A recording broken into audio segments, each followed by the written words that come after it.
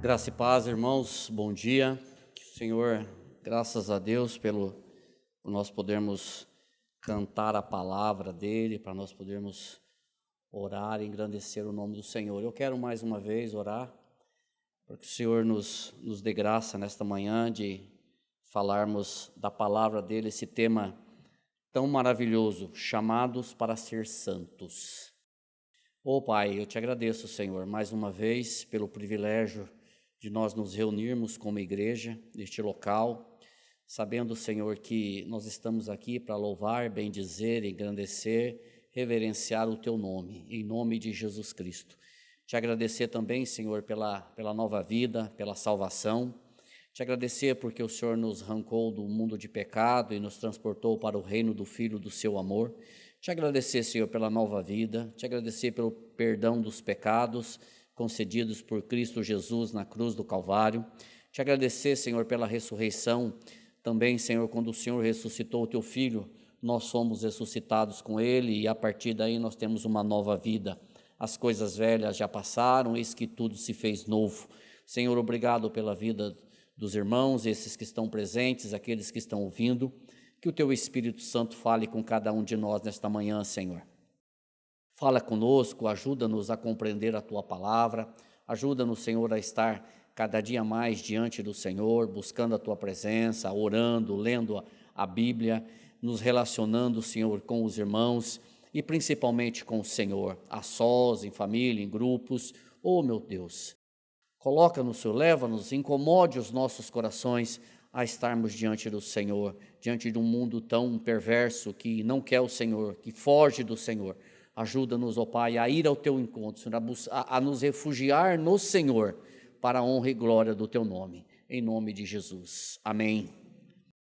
Irmãos, então, como eu disse, nós vamos dar sequência aos nossos estudos da confissão, e o assunto que nós estamos falando é a igreja. Foram falados já 5 estudos, e hoje eu quero dar continuidade. O que nós cremos sobre a igreja nesse tema, chamados para ser santos. Eu queria só fazer uma pequena recapitulação do que foi falado até aqui, de frases bem curtas, bem sucintas, bem objetivas. Eu não vou lembrar quem falou o quê, se foi o Marcos ou o Danilo, então eu vou omitir essa parte. Sei que foi falado aqui sobre a definição da palavra católica, a igreja, que significa universal. Então, foi falado sobre isso. Também foi falado que a igreja, que nós denominamos igreja invisível, e que esta igreja ainda não está completa. O Senhor chamou no passado, está chamando e vai chamar pessoas ainda para completar essa igreja, que eu vou colocar um pouco mais para frente, que didaticamente nós chamamos de igreja invisível. Também foi falado que os santos que fazem parte desta igreja, e que esses santos são aqueles que professam a fé no Evangelho e obediência a Deus mediante Cristo, de acordo com o Evangelho. Também foi exposto aqui, que esse eu lembro, que foi o Marco, que falou sobre o dono da igreja. Foi falado que só há um dono da igreja, esse dono é Jesus Cristo, é o Senhor.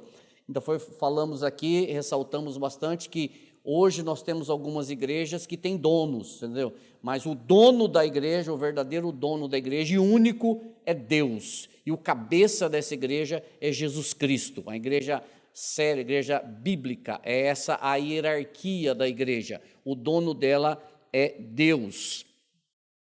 Também nós falamos aqui que o Senhor Jesus chama a si aqueles que deste mundo lhe foram dados pelo Pai. O Pai deu e esses vêm a Cristo Jesus. E aqueles que vêm a Cristo Jesus já dados pelo Pai, esse de forma nenhuma o Senhor os lança fora. Também foi falado que quem convence o homem é o Espírito Santo. E que esses crentes verdadeiramente convertidos, eles andam juntos, eles têm prazer em andar juntos e eles devem andar juntos em mútua cooperação e colaboração. E hoje eu quero falar sobre a continuidade deste estudo do que nós cremos sobre a igreja. Então eu vou separar em 2 ou 3 tópicos para que a gente entenda de forma mais clara, talvez. Eu quero falar o primeiro, que é essa parte. Os membros dessas igrejas são santos por chamamento, manifestando visivelmente e evidenciando a sua obediência ao chamado de Cristo, tanto por confessarem a Cristo, como também pelo seu modo de vida. Então aqui a gente já tem algumas coisas que nós cremos e que é de suma importância, ou seja, quando os irmãos que se debruçaram há muito tempo, e isso não foi numa semana que eles chegaram escrever a confissão, eles se debruçaram e eles escreveram essa confissão, eles deixam claro que não há voluntários, melhor dizendo, no reino de Deus. Ele já começa dizendo o seguinte, que os membros dessas igrejas são santos por chamamento. Então, a igreja de Cristo, a igreja que eu vou denominar aqui invisível, aqueles que fazem parte da igreja de Cristo, você não consegue levantar o dedo e dizer, bom, eu quero ser santo. Essa igreja, esses santos, eles são chamados, eles precisam ser chamados. Então não há, o pastor Glênio já dizia isso há muito tempo, a primeira vez que eu ouvi isso, achei interessante. Ele falou, no reino de Deus não existe voluntário, existe chamado. Então, no reino, para ser santo da igreja de Cristo, ele precisa ser chamados pelo Senhor. E aqui eu já digo que quando há um chamamento, quando o Senhor chama, não há como resistir. Nós chamamos isso aqui falando sobre graça irresistível. Quando o Senhor chama verdadeiramente, o homem vem. E nós temos vários exemplos na Bíblia sobre isso e vários exemplos de pessoas que nós conhecemos. Um outro ponto que nós abordamos aqui é que nós podemos perceber que não se trata de ser santo, mas não se trata de inatividade, não se trata de improdutividade, não se trata de inércia do corpo, ou, sendo um pouco mais claro, não se trata de ser um santo sem fazer nada.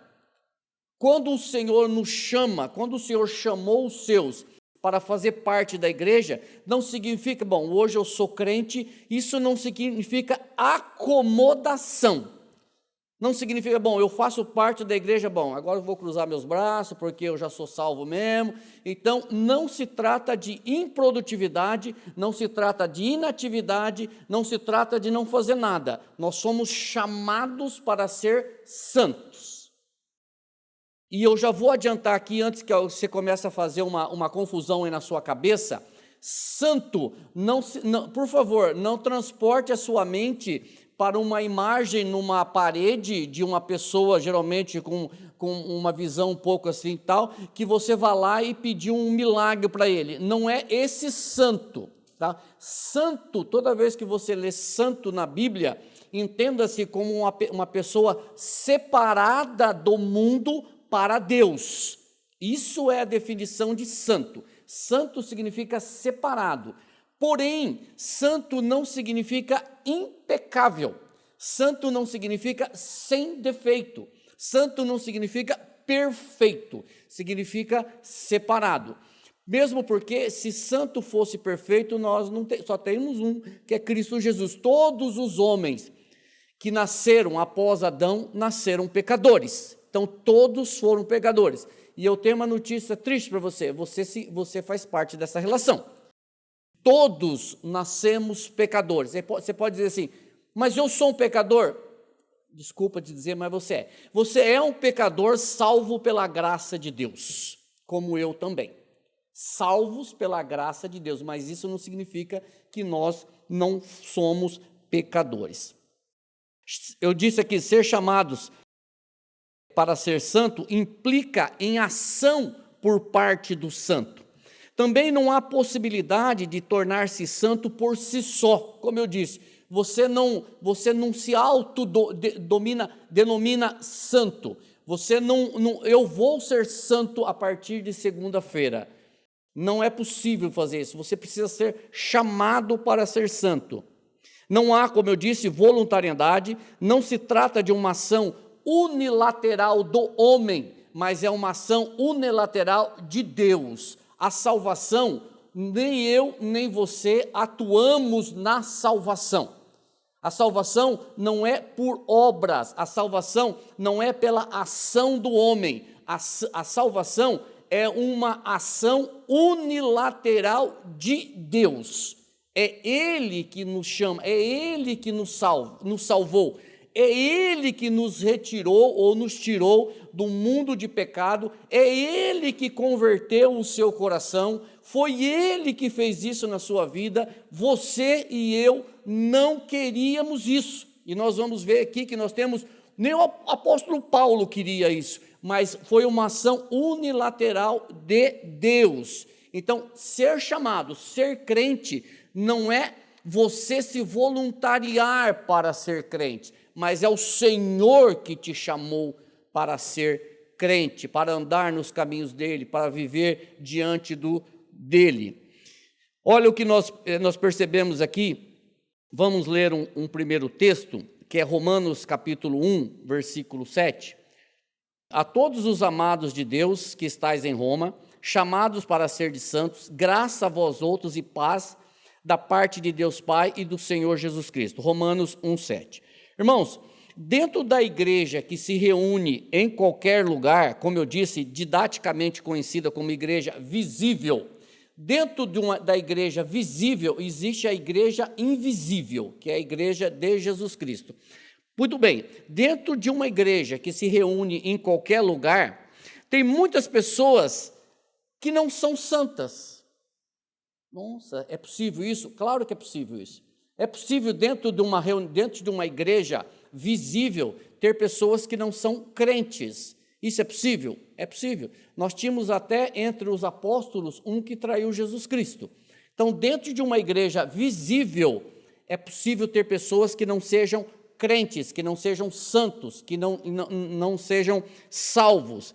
E Paulo, quando ele escreve esse texto aqui de Romanos 1,7, ele se refere aos crentes dentro da igreja que se localiza em Roma, ainda que foram verdadeiramente convertidos pelo Espírito Santo. Ou seja, Paulo escreve para uma igreja que estava em Roma, mas ele não presume que todos dentro daquela igreja fossem salvos. Mas havia pessoas dentro da igreja, que eu não sei quantos, que foram chamados para ser santos, como ele diz aqui, a todos os amados de Deus que estáis em Roma, chamados para ser santos.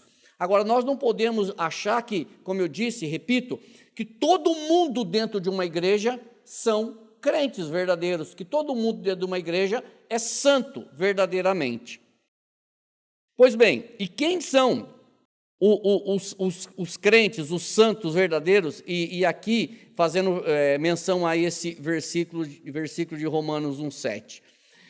Esses são aqueles que têm fé salvadora, faz parte de um grupo dentro da igreja, e este grupo é chamado de santo. Como eu disse, santo significa separado e não perfeito. São aqueles que professam fé no Evangelho e obediência a Deus mediante Cristo Jesus. Eu vou fazer uma pergunta para você não precisa me responder. Todo mundo que frequenta uma igreja hoje, uma igreja visível, seja essa ou qualquer outra igreja que você conheça aqui ou na cidade, no país todo, todo mundo professam fé no Evangelho e obediência a Deus mediante Cristo? Do jeito que nós estamos vendo hoje, falar que é evangélico é moda, entendeu? É moda, as pessoas falam que é evangélico, fala a igreja, fala até o nome do pastor. Todo mundo que você conhece que se diz evangélico faz isso, professam verdadeiramente a fé no Evangelho e obediência a Deus mediante Cristo Jesus? A gente tem visto que não é bem assim. Então, ratificando o que eu disse, nem todo mundo dentro da igreja são santos. Às vezes nós olhamos para a palavra santo e nós nos impressionamos, porque se diz assim, puxa, mas será que eu sou santo? Então eu falo para você, se você crê verdadeiramente em Cristo Jesus, se você já o recebeu como teu suficiente Senhor e Salvador, se você se reconhece pecador, salvo pela graça de Deus, você pode dizer que você é santo. mas não perfeito, não impecável, não uma pessoa que não tenha defeito nenhum. Você continua um pecador, como eu. Pois bem, quando nós olhamos para a primeira carta de Paulo aos Coríntios, capítulo 1, versículo 2, nós percebemos esse texto aqui, ó. Paulo, olha só, chamado pela vontade de Deus para ser apóstolo de Jesus Cristo. E o irmão Sóstenes, a igreja de Deus que está em Corinto, aos santificados em Cristo Jesus, chamados para ser santos, com todos os que em todo lugar invocam o nome do Senhor Jesus Cristo, o Senhor deles e nosso. Muitas coisas nós podemos aprender aqui. Paulo também foi chamado para ser santo. E aí nós, lendo a Bíblia um pouquinho, eu pergunto para você, sabe que Paulo queria? Sabe que Paulo foi para Damasco? Sabe que Paulo buscava o Senhor Jesus? Quando nós lemos um pouquinho a Bíblia, nós percebemos que não. Pelo contrário, Paulo perseguia os cristãos. Paulo matava os cristãos. Ele consentia com a morte de cristãos. Se você ler um pouquinho, você vai ver que quando Estevão foi apedrejado, o próprio Paulo diz que ele consentia com a morte de Estevão. Tanto é que ele guardava a roupa daqueles que estavam apedrejando Estevão. Então, a vida de Paulo era uma vida que ele não buscava a Deus. Nada diferente da minha e da sua, que não buscava a Deus também. Pois é, será que ele queria? Será que Paulo foi espontaneamente para Cristo? Não, nós sabemos que não. Nós sabemos que o Senhor jogou ele por terra lá na entrada da cidade de Damasco, porque ele estava indo para Damasco justamente para fazer coisas contrárias a isso. Ou seja, ele foi para lá para encontrar crentes que professassem a fé em Cristo Jesus, para prender esses crentes.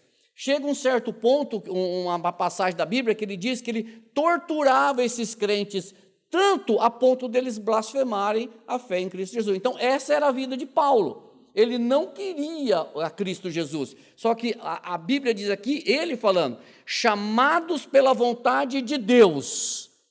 Então, ele não se voluntariou para ser, mas o Senhor o chamou. O Senhor tirou Paulo de um mundo perverso, ruim que ele vivia e chamou ele para ser apóstolo, pregador do evangelho aos gentios. Olha só o que ele mesmo diz quando ele escreve a primeira carta dele a Timóteo, no capítulo 1, versículos 12 e 13. Aqui ele faz um pequeno relato de quem era este homem antes do Senhor o chamar para o ministério. Diz aqui, ó, sou grato para com aquele que me fortaleceu.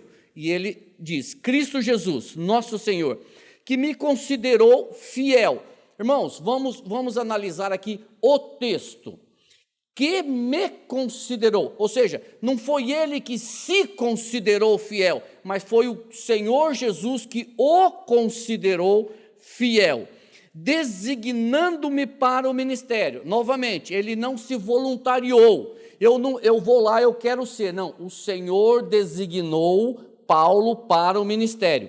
E aí ele vem dizendo quem ele era antes disso acontecer. A mim, que noutro tempo, que tempo era esse? Lá no judaísmo, antes dele ser jogado por terra lá na entrada de Damasco. Aí ele diz assim, aí você pode colocar aqui, no outro tempo, Flávio, ou João, ou Pedro, ou Maria, era blasfemo, perseguidor e insolente.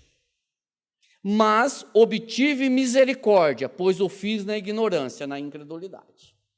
Então, às vezes nós olhamos para as pessoas e às vezes nós olhamos para nós mesmos no passado e diz, puxa, mas é tanta coisa, essa pessoa fez tanta coisa errada que é impossível dessa pessoa ser convertida. Não, não é impossível. Quando a gente olha para um texto como esse, a gente vê que não há impossibilidade para o Espírito Santo agir.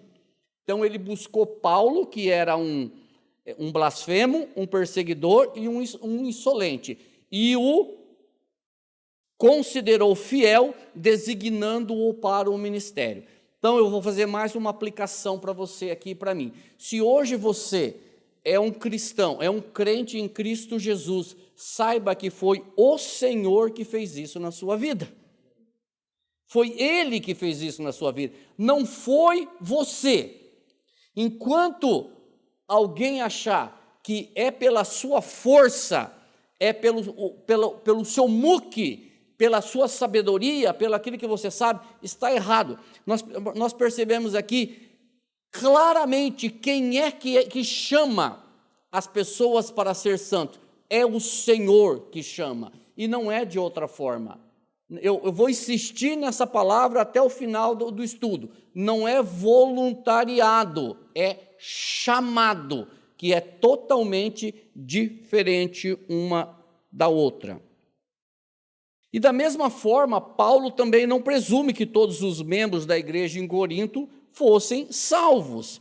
Outro detalhe aqui que a gente percebe, e aí eu já vou remeter ao estudo do Marcos sobre o dono da igreja. Olha o que diz o texto. De quem era a igreja? Era de Paulo? Era dos coríntios? De quem era a igreja? A igreja é de Deus, localizada em Corinto, na cidade de Corinto, mas a igreja é de Deus. De quem é a CCL? É do pastor Marco? É do presbitério?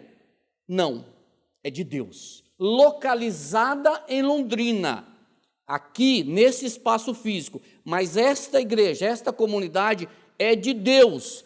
Quem é o cabeça dessa igreja? Quem é o cabeça dessa comunidade? É Cristo Jesus, e não é o pastor Marco, não é o presbitério, ou a diaconia, ou os outros irmãos. Nós fazemos parte desta igreja visível, e eu quero crer que fazemos parte da invisível também,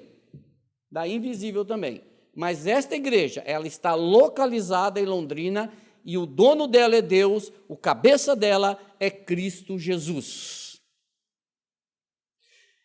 Só para a gente ver como que acontece dentro das igrejas, e aqui eu vou fazer uma referência nessa igreja de Corinto, voltando um pouco nela, nós vamos perceber que dentro da igreja de Corinto, Paulo faz uma relação das ações que as pessoas praticavam antes de ser chamadas para ser santos. Dá uma olhada em 1 Coríntios, capítulo 6, versículos de 9 a 11. Olha o que ele diz. Ou não sabeis que os injustos não herdarão o reino de Deus? Não vos enganeis, nem impuros, nem idólatras, nem adúlteros, nem efeminados, nem sodomitas, nem ladrões, nem avarentos, nem bêbados, nem maldizentes, nem roubadores herdarão o reino de Deus. E aqui vem o que eu quero falar. Tais fostes alguns de vós. Mas vós fostes lavados, mas fostes santificados, mas fostes justificados em o nome do Senhor Jesus Cristo e no Espírito Santo do nosso Deus. Ou seja, irmãos, algumas pessoas que tinham essas práticas no passado, avarento, ladrões, adúlteros, bêbados, maldizentes, mentirosos, roubadores, estas pessoas que tinham essas práticas no passado, Paulo os chama de santo, porque ele diz assim, tais fostes alguns de vós. Se nós pegarmos essa relação aqui e fizermos uma pesquisa, talvez nós podemos dizer, opa, eu não me enquadro em idólatra, mas em impuro. Opa, eu não me enquadro em impuro, mas em avarento. Opa, avarento talvez não, mas em bêbado, você entendeu? Em roubador. Quer dizer, se nós fizermos uma pesquisa, talvez um ou outro, ou todos nós, nos incluímos numa ou na outra situação. Mas e aí? Tais foste alguns de vós, mas, e toda vez que tem um mas na Bíblia é fantástico, mas vós fostes lavados, mas vós fostes santificados, mas vós fostes justificados. Ou seja, se nós fôssemos olhar para as atitudes, ninguém poderia herdar. Mas se nós olharmos para a ação santificadora do Espírito Santo, para a ação do Senhor nos nossos corações, hoje nós podemos dizer, eu sou santo, porque todas essas coisas ficaram para trás. todos esses pecados, eles foram crucificados na cruz do Calvário. E quando você foi ressuscitado juntamente com Cristo, você foi ressuscitado por uma nova vida. Por que o Gabriel orou aqui na introdução? Por que eu posso chamar Deus de Pai? Porque a Bíblia diz que Ele estava em Cristo reconciliando consigo o mundo. Por que eu posso fazer isso? Porque Cristo Jesus fez isso na cruz do Calvário. Por que hoje, eu que era inimigo de Deus, e você também, posso orar hoje e falar, Pai querido, porque Ele me fez filho dEle. Eu não fui lá e digo, a partir de segunda-feira eu sou teu filho, tá? Não, Ele me fez filho dEle, e fez você filho dEle. Irmãos, às vezes nós não temos muita noção do que é eu poder olhar para o Deus Todo-Poderoso, Criador dos céus e da terra, o Deus onipotente, onipresente, onisciente, e dizer, Pai, Pai querido, muito obrigado, em nome de... Irmãos, vocês sabem o que significa isso? Vocês sabem o que implica isso? Dizer, Pai querido, significa que você é filho dEle, que você é filha dEle, e que você não fez absolutamente nada para isso, pelo contrário, você não queria, eu não queria, mas Ele te resgatou, Ele converteu o seu coração, Ele te lavou, Ele te santificou, Ele te justificou, e Ele colocou você como filho dEle, Ele te chamou para isso. E muitas vezes nós não damos muita importância nisso, mas isso faz toda a diferença na nossa vida como cristãos. Pois bem, irmãos, a igreja era composta de pecadores salvos pela graça de Deus, nada diferente da CCL, tá? Eu coloquei já aqui, as atitudes deles ficaram lá no passado, agora eles foram lavados. Tudo isso não foi por conta própria, mas como diz o texto, em nome do Senhor Jesus e no Espírito do nosso Deus. Tudo isso em nome do Senhor Jesus e no Espírito do nosso Deus. Ponto. Tá. E como devem proceder os santos? Qual deve ser o procedimento dos santos? Será que nós, hoje, cristãos, santos, o nosso procedimento, não falo dentro da igreja, falo dentro da igreja também, mas eu falo lá fora. Como que tem que ser o nosso proceder? Será que nós podemos ter um procedimento normal, comum? Eu até vou usar um termo aqui mais para frente, mas ele usa aqui o ponto 1.2, manifestando, visivelmente e evidenciando a sua obediência ao chamado de Cristo, tanto por confessarem a Cristo, como também pelo seu modo de vida. Muito bem, quando Paulo escreve a sua primeira carta aos Tessalonicenses, ele menciona 3 coisas que são consequências de um santo, separado do mundo para Deus. 1 Tessalonicenses, capítulo 1, versículo 2 e 3. Ele diz assim: dando sempre graças a Deus por todos vós, mencionando-vos em nossas orações, e sem cessar, recordando-nos diante de Deus e Pai do quê? Da operosidade da vossa fé, da abnegação do vosso amor e da firmeza da vossa esperança em nosso Senhor Jesus Cristo. 3 coisas que os santos daquela cidade de Tessalonicense, eles faziam depois que eles ouviram o Evangelho. 3 atitudes fora da inatividade, fora da inércia, fora da acomodação, que era operosidade da vossa fé, o amor, ou seja, a abnegação do vosso amor e da firmeza da vossa esperança em nosso Senhor Jesus Cristo. Irmãos, como que nós temos essas 3 coisas? E aqui eu não estou falando eu estou falando de irmãos como nós, de uma igreja como a nossa, que tinha problemas também. Então, aqueles irmãos, eles tinham um relacionamento com Deus ímpar.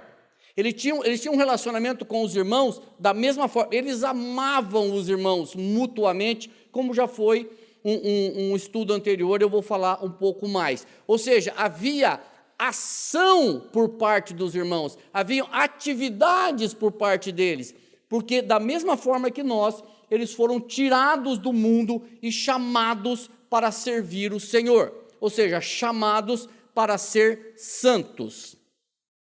E a postura do crente é importante? Será que a minha postura fora é importante? Será que o meu linguajar é importante? Será que quando eu estou lá na empresa que eu trabalho, ou no colégio, ou na faculdade, ou na roda de amigos, será que, eu lembrei agora o seguinte, quando Jesus estava sendo julgado, e Pedro estava ali esquentando porque estava frio, e acenderam uma fogueira, a mulher diz assim, alguém diz assim, vem cá, você faz parte do grupo dele, né? Não, o teu falar te denuncia. O jeito que você fala, será que o nosso linguajar hoje nos denuncia positivamente que nós somos cristãos? Será que numa rodinha hoje as pessoas percebem pelo meu falar, opa, esse cara é crente. Opa, esse cara, esse homem, essa mulher, esse jovem, ele tem uma linguagem, ele tem uma postura diferente. Ou, como eu vou colocar aqui, não existe crente agente secreto, né? Tem crente que é agente secreto, quando você descobre uma surpresa, né? Porque ninguém sabe que o cara é crente, né? Ninguém sabe que o cara é crente. O dia que você descobre, rapaz, sério? Como um amigo meu falou uma vez, rapaz, mas ele é crente? Estudei 5 anos com ele, nunca fiquei sabendo que ele era crente. E aí, crente, agente secreto, ninguém sabe.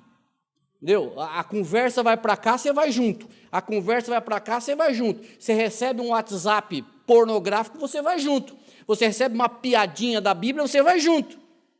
Ué, cadê a sua postura como a minha? Você eu estou apontando, mas tem 3 dedos para cá. Cadê a minha postura como crente? Cadê o meu linguajar? O meu posicionamento? Filho, nós não podemos até impedir que as pessoas mandem, mas você pode mandar uma resposta. Ô João, ô fulano, desculpa, irmão João. Ô fulano, você, por favor, não manda mais esse tipo de mensagem para mim, porque senão eu vou te bloquear aqui no meu WhatsApp. Beleza? Eu vou dar um testemunho aqui, por favor, irmãos. Como foi dito aqui, se tiver que gloriar alguma coisa, glorie no Senhor. Mas, às vezes, lá na empresa, os caras estão conversando assim, a gente chega, está ali, não, para aí que o pastor chegou. Graças a Deus por isso. Graças a Deus. Não, para que o pastor chegou. Graças a Deus, porque se eu chegar e tiver uma conversa de irmãos, pode continuar conversando que eu vou virar as costas. Eu não quero participar disso. Não preciso participar disso. Não me edifica participar disso. Não vai me alimentar em absolutamente nada.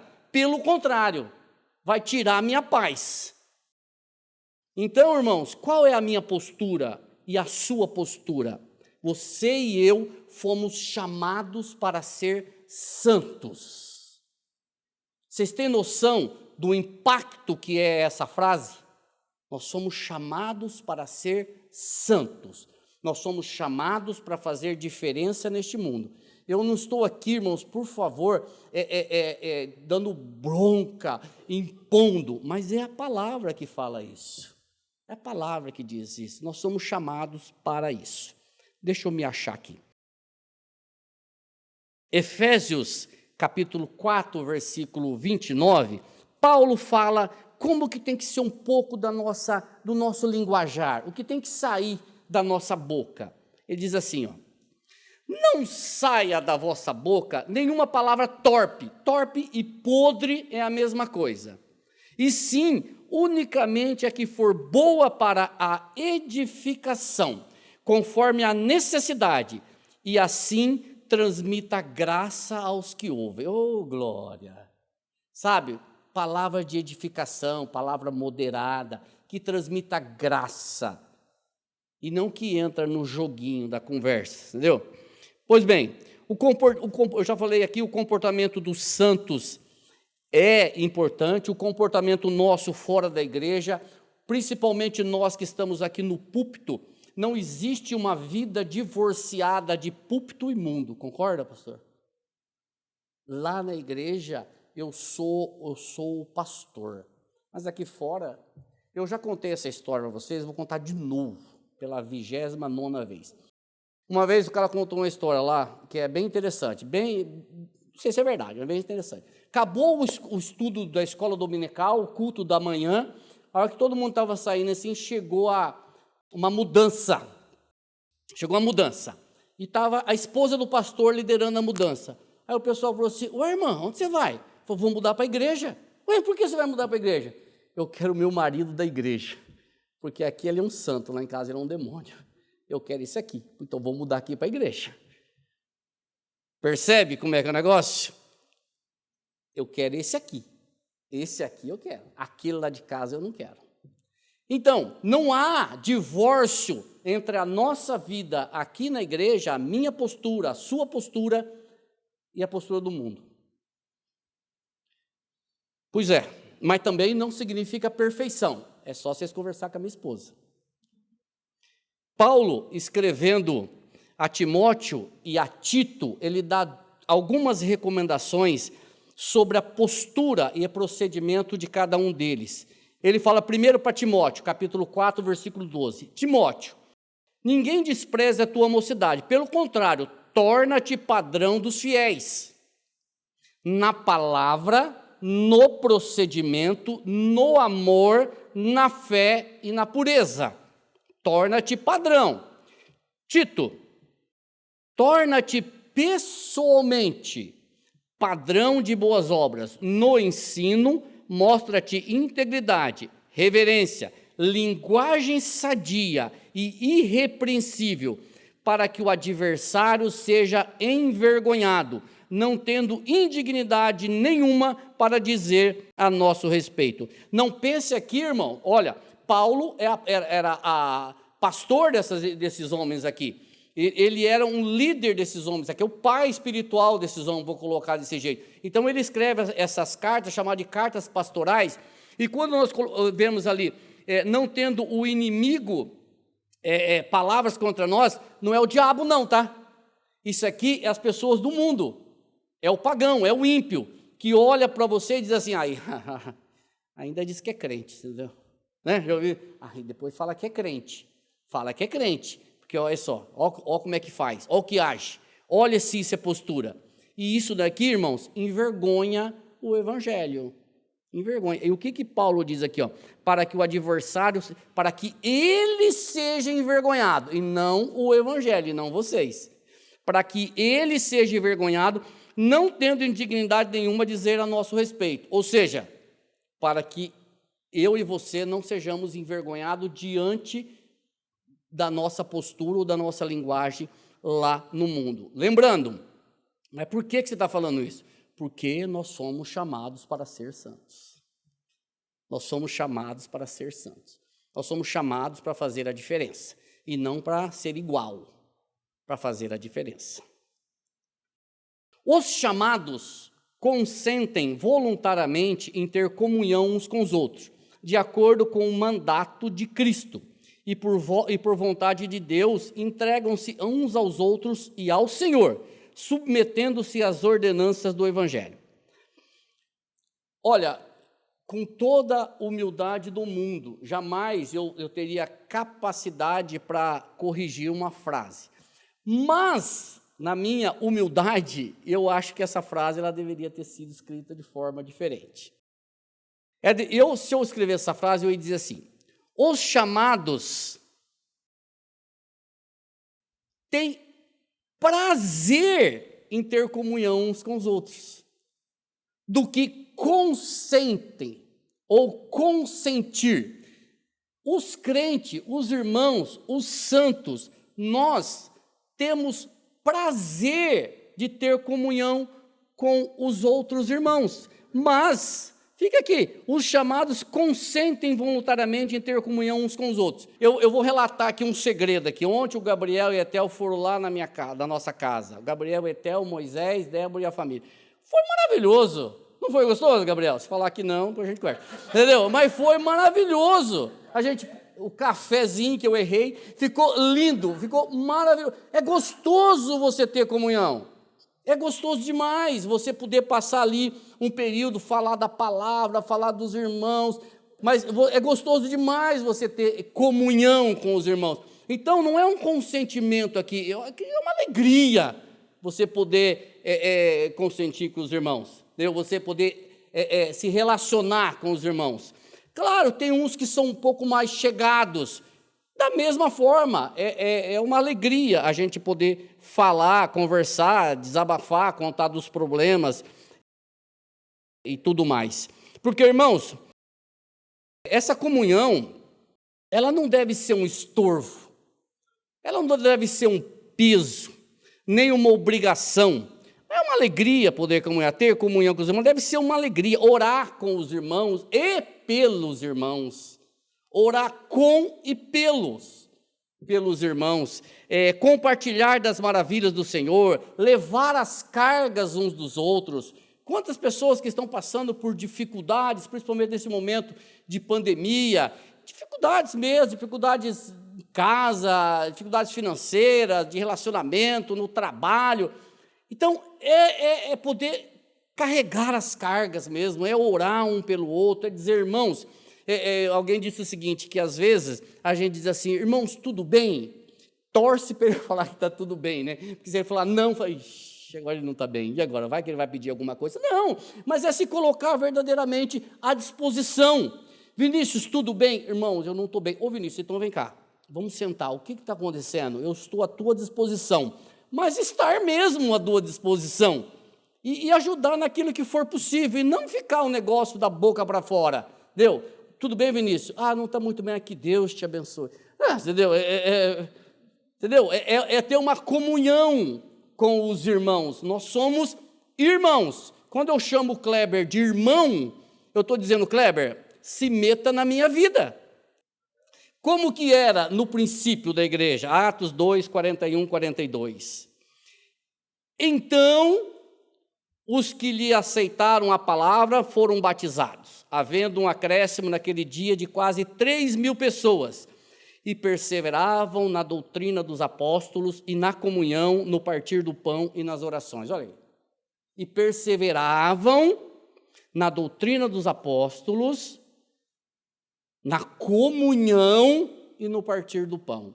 Maravilhoso, vida da igreja. Talvez a gente hoje não tenha a mesma disposição ou o mesmo tempo para fazer do jeito que os irmãos faziam na época, mas nós temos outras metodologias e outras formas de nós termos comunhão um com os outros. Irmãos, quando Paulo escreve a sua carta aos Filipenses, ele demonstra a saudade que ele tinha daqueles irmãos. Ele foi lá em Filipe, montou a igreja, veio embora, e ele escreve para os irmãos dizendo o seguinte, olha, eu sinto saudade de vocês. Olha aí, Filipenses 1, capítulo 1, versículos 3 e o versículo 8. Olha o que ele diz, dou graças ao meu Deus por tudo que recordo de vós. É agora o versículo 8. Pois minha testemunha é Deus. Olha quem ele chama de testemunha. A minha testemunha é Deus. Da saudade que tenho de todos vós, na terna misericórdia de Cristo Jesus. Irmãos, sem hipocrisia eu vou dizer aqui para vocês, eu sinto saudade de estar aqui aos domingos.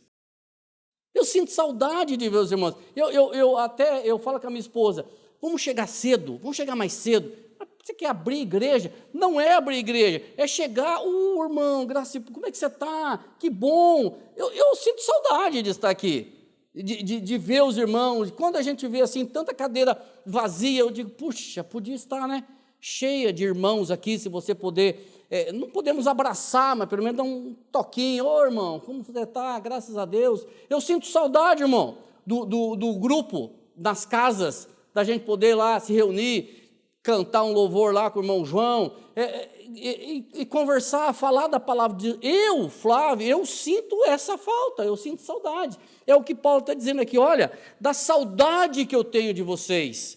Do período que eu passei aí, eu sinto saudade, justamente por causa desse relacionamento. Tem muitas coisas na Bíblia que eu também não entendo, mas não é porque eu não entendo que não seja a palavra de Deus. Tem muita coisa que eu leio lá e digo, puxa, como é que será que é isso? Eu não consigo compreender, mas isso não me dá o direito de dizer o seguinte, oxa, está errado isso aqui. Não. Eu não consigo compreender, mas ela continua sendo a palavra de Deus. Por que eu estou dizendo isso? Porque nós não podemos transformar a Bíblia numa coxa de retalhos. Algumas pessoas dizem assim, bom, isso não serve para mim, retira. Isso eu não entendo, retira. Isso não ficou claro, retira. Isso eu não concordo, retira. Você vai retirar tudo praticamente. Por quê? Tem muita coisa na Bíblia. Os santos, eles devem submeter às ordenanças do Evangelho. Nós temos que nos submeter à palavra de Deus. Ela é a nossa única regra de fé e prática. Eu não vou nem arriscar falar para vocês qual é o percentual que eu entendo. É mínimo, ínfimo, mas ela é a palavra de Deus de Gênesis a Apocalipse. E nós temos que nos submeter às ordenanças do Evangelho. E como que nós, chamados para ser santos, fazemos isso? Primeiro, submeter-se ao senhorio de Jesus Cristo. Ele é o meu Senhor, Ele é o meu Salvador. Vou retificar. Ele é o meu único Senhor e Salvador. Quando eu falo, Ele é meu Senhor e Salvador, parece que Ele é mais um. Não, Ele é o único Senhor e Salvador. Foi Cristo que morreu na cruz para perdoar os meus e os seus pecados, se você crê nele. Se você não crê, você não está nessa relação. Eu estou, porque eu creio que Ele perdoou os meus pecados naquela cruz. Então, se você crê também, você faz parte dessa relação. Reconhecer-se pecador salvo pela graça de Deus. Se você acha que você não precisa de Cristo, que você é bonzinho o suficiente, que você não precisa, tem alguma coisa errada. Anunciar o Evangelho a todos os que ainda não creram. Nós estávamos conversando isso daqui hoje ou ontem à noite lá em casa.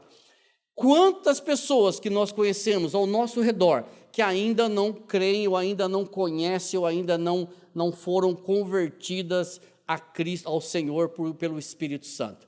Então, uma das ordenanças é ide e pregai o Evangelho a toda criatura. Nós que fomos chamados para ser santos, temos essa obrigação, vou usar essa palavra, ou seja, não existe inatividade para santos. Outro, ler a Bíblia, orar, que isso se nós não tivermos uma vida de oração, de leitura da palavra, fica complicado para a gente, entendeu? Então nós precisamos ter isso. Ter comunhão com os irmãos, isso aqui não ia poder deixar, né? Para terminar mesmo, a vida do cristão é uma vida de suporte. E quando eu falo de vida de suporte, não é assim, eu detesto o Kleber, mas já que a Bíblia mandou eu amar, então eu vou amar. Mas eu não gosto do Kleber. Não é esse tipo de suporte. Quando a Bíblia fala de suportar, ela fala sobre você dar suporte. E como que eu dou suporte para o Kleber? Orando por ele, conversando com ele, por exemplo, na minha casa, como que eu suporto a minha esposa? Sendo um pregador do Evangelho, lendo a Bíblia, testemunhando dela, testemunhando da palavra para ela, tendo um relacionamento com Deus e com ela e com os irmãos. Isso é suportar. Claro que em cima disso vem também o suportar do erro, porque quando o Kleber errar comigo ou qualquer outro irmão, eu estando nos caminhos do Senhor, eu vou perdoá-lo, porque ele erra comigo, mais do que eu erro com ele. Então, quando ele vem pedir perdão, eu peço perdão, porque eu estou alicerçado no Senhor. Quando eu não estiver alicerçado no Senhor, na palavra dele, aí eu vou fazer bico. E aí eu vou dizer para ele que eu não vou perdoá-lo. E isso é inconcebível para um chamado para ser santo. Colossenses 3, de 12 a 14. Revesti-vos como eleitos de Deus, santos e amados, de terno afetos de misericórdia, de bondade, de humildade, de longanimidade.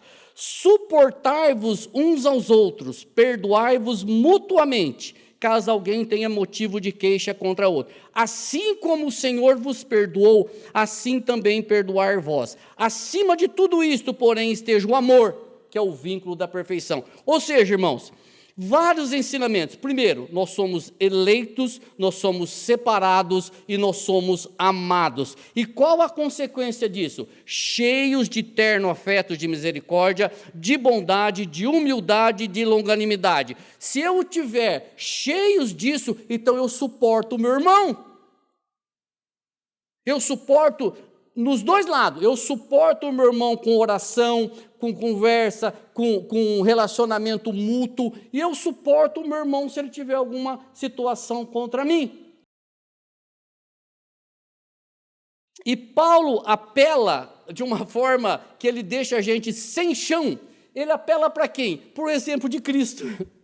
Se o Senhor vos perdoou, quem é você para não perdoar? Se o Senhor se você que era um blasfemo, um perseguidor, um insolente, foi perdoado pelo Senhor, quem é você para não perdoar o seu irmão? Quem é você que foi chamado para ser santo, não perdoa o seu irmão? Porque você está cheio de terno afeto de misericórdia, de bondade, de humildade e de longanimidade. E aonde que eu vou me encher dessas coisas? Lendo a palavra, orando ao Senhor, tendo um relacionamento com Ele, estando em comunhão com o Senhor, em comunhão com a igreja, em comunhão com os irmãos, tirando da minha vida cotidiana tudo aquilo que não acrescenta, tudo aquilo que não produz, tudo aquilo que me estraga, tirando da minha visão. A Bíblia chama isso de concupiscência dos olhos, concupiscência da carne, soberba da vida. Tem tanta coisa que prejudica os meus olhos, não é verdade? E às vezes a gente fica ali, está só uma espiadinha. Entendeu? Isso não ajuda, porque nós somos chamados para ser santos. Amém? Que Deus nos abençoe, nos capacita a isso, irmãos, porque, para terminar mesmo agora, não é pela sua força que você vai... Não adianta você falar assim, bom, peraí, que meia hora então eu vou ser santo. Não vai dar certo, não vai dar certo, porque se não for pela ação, pela unção, pelo poder, pela capacitação do Espírito Santo, nós vamos nos frustrar mais e mais. Mas que o Senhor nos capacite, nos abençoe, cada um de vocês, a ser santos, porque nós somos chamados para isso. Amém? Deus abençoe.